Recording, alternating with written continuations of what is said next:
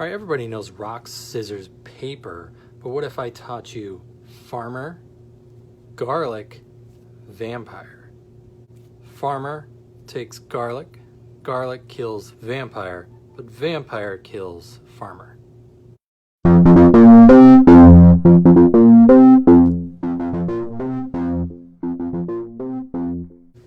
Hey everybody, welcome back. This is Read More with Trevor, and that was Farmer, Garlic, Vampire from the book Opioid Indiana.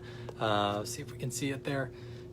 For whatever reason, I found myself in quick succession. I read 4 coming-of-age novels. They're really of differing styles and backgrounds and pretty diverse. So the first one, Opioid Indiana, a very observant teen named Riggle, an orphan high schooler who's moved from the Texas-Mexico border country to Indiana. And so he's a bit of an outsider, and he sees everything there, the trailer parks and sort of the drug epidemic, everything with fresh eyes. And he's kind of a latter-day Holden Caulfield, but I thought he was more upbeat than that. This book was marketed in some places as a YA book, but it's really smart. I think a lot of adults would find something here, because it's not only about a young man on the brink. He's living with his uncle, and then the week that he gets suspended from school, he has to pay rent by Friday, and he has no means himself, so he kind of has to go out and get clever to figure it out. And it's sort of like in our day and age of really dark stuff like spree shootings and just mass media, the internet, kind of the constant cultural chaos following this young man named Riggle and his sort of wry observations on things. Really a lot of fun. I'm gonna have to check out more of Brian Allen Carr. Next up, very similar sort of take, 2020's August by Callan Wink. And so this is another young man. It starts off, he's 15. I think it ends when he's about 19, 20. And he lives in rural Michigan when it opens up. And it sort of goes episode by episode, the major events in his life. Namely his parents' divorce, and he decides to move to Montana with his mom, at least during the school year, and then living summers in Michigan.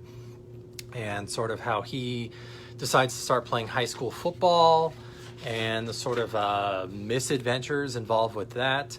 Life in rural Montana as a ranch hand. This very really plain, simple, straightforward language. Some people call it Hemingway-esque, sort of like the Nick Adams stories. You know, he goes fishing, he works on farms, but there's really a lot of subtlety going on here, I think, especially with, we want to cheer this guy on, the main character, August. We like him, and at the same time, he doesn't always do the right thing. He comes up short sometimes in a lot of situations. The book is just really excellent at kind of painting the ambiguity and grayness of life lived by just about any of us, whether we're kind of more urban or rural Americans. And how life just keeps coming at you, right? And more than anything, too, I think it's great. It avoids stereotypes about the West that sometimes we get in books from people back east, or too much on the West Coast here, where it's like sweeping vistas and this kind of certain language people expect. It really avoids all those trappings, and a lot of things just come up as work, work, work, and people who work the land, people who work on ranches and farms. And I will surely read something else from Mr. Wink, and check this out. The Blurry Years by Eleanor Kriseman. I'd mentioned this in a previous video. Again, a pretty straightforward narrative on a young girl growing into a teenager and a young woman, and kind of navigating the difficult relationship with her mother, who's a big alcoholic. She has lots of personality issues. Kind of takes place through the late 70s and 80s, Florida and Oregon, and trying to find yourself and develop who you are through moving around, as we all remember, you know, being a pre-adolescent into a teenager, into a young person. It's always a difficult, intense time, right? She's working jobs as a waitress, and you know, she has to grow up very fast thanks to her pretty emotionally immature mother.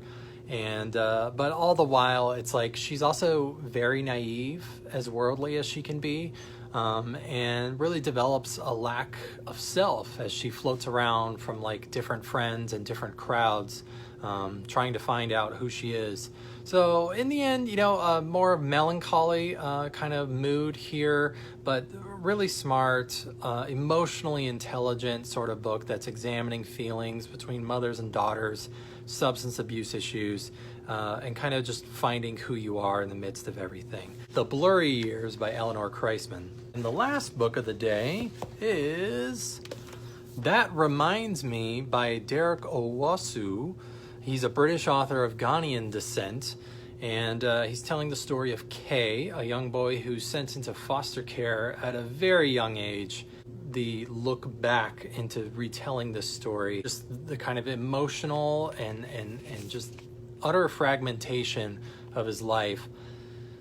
As he grows up, as a teen, he goes back to London from the countryside and starts to kind of really recognize himself more as, you know, a second generation immigrant in the UK, and eventually kind of suffering a mental breakdown. It's the shortest of all today's picks, so it is a short read, and yet, you know what, you really have to take your time with this one. If all other three novels were pretty straightforward language, this one, it's really, it's poetry written as prose. You have to kind of just snake your way through it. I've never smiled again like I did on my 6th birthday, looking into the camera while my foster mother guides my hand through a symbolic slashing of years. I can feel the failing elasticity in her hand and smell the dissolving lungs on her breath. My foster dad, a quiet favorite, dozes, tired from a job I've never known him to have. Some kids are only here for summer. I watch them, unconsciously thumbing my singed skin, a scar from separated kin, a melding with warmth severed too late, and remember what loss feels like, deciding to stay around faces awaiting the same school as I am. I've crunched through several chocolate cornflake cakes before I remember I have presents to unwrap.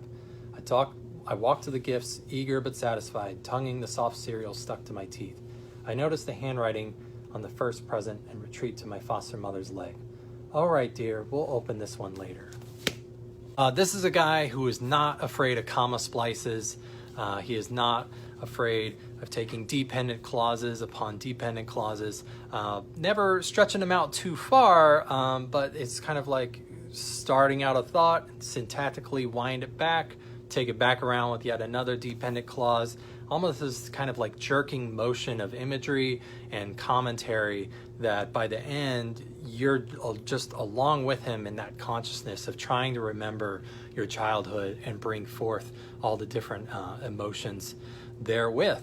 So this one has a lot of buzz about it. I know the library will have a copy soon. Do check it out. That Reminds Me, just really astounding book that I think is just going to grow in reputation. That is 4 titles today on coming of age novels.